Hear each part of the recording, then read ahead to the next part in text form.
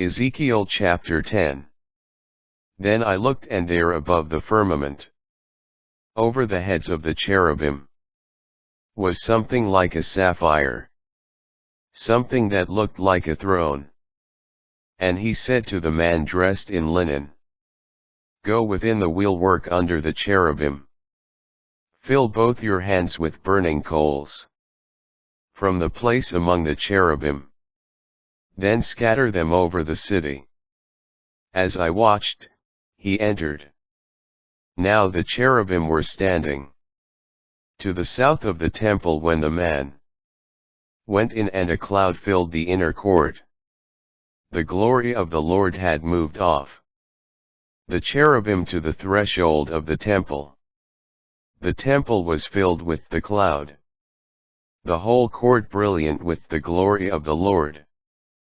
The sound of the wings of the cherubim could be heard as far as the outer court. It was like the voice of God Almighty speaking. He commanded the man dressed in linen, Take fire from within the wheelwork among the cherubim. The man entered and stood by one of the wheels. Thereupon a cherub stretched out a hand from among the cherubim toward the fire, in the midst of the cherubim, took some, and put it in the hands of the one dressed in linen. He took it and came out. Something like a human hand was visible under the wings of the cherubim. I also saw 4 wheels beside the cherubim, 1 wheel beside each cherub, and the wheels appeared to have the sparkle of yellow topaz, and the appearance of the 4 all seemed alike, as though one wheel were inside the other. When they moved, they went in any of the 4 directions, without veering as they moved, in whatever direction the first cherub faced. The others followed without veering as they went. Their entire bodies, backs, hands, and wings, and wheels were covered with eyes, all around like the 4 wheels.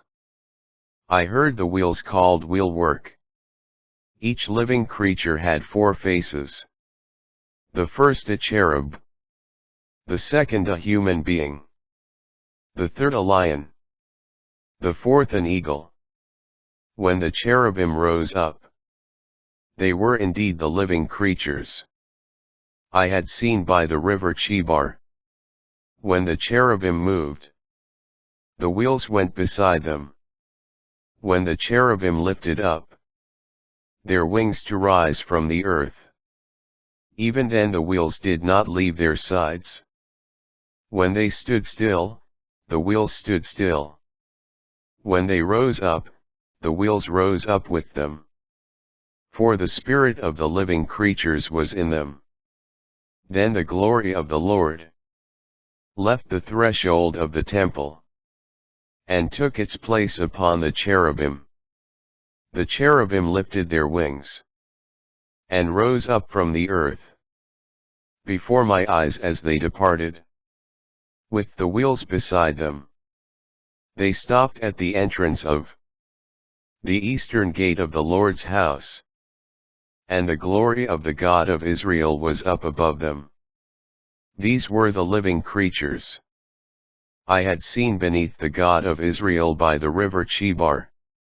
Now I knew they were cherubim. Each of them had 4 faces and 4 wings, and something like human hands under their wings. Their faces looked just like the faces I had seen by the river Chebar, and each one went straight ahead.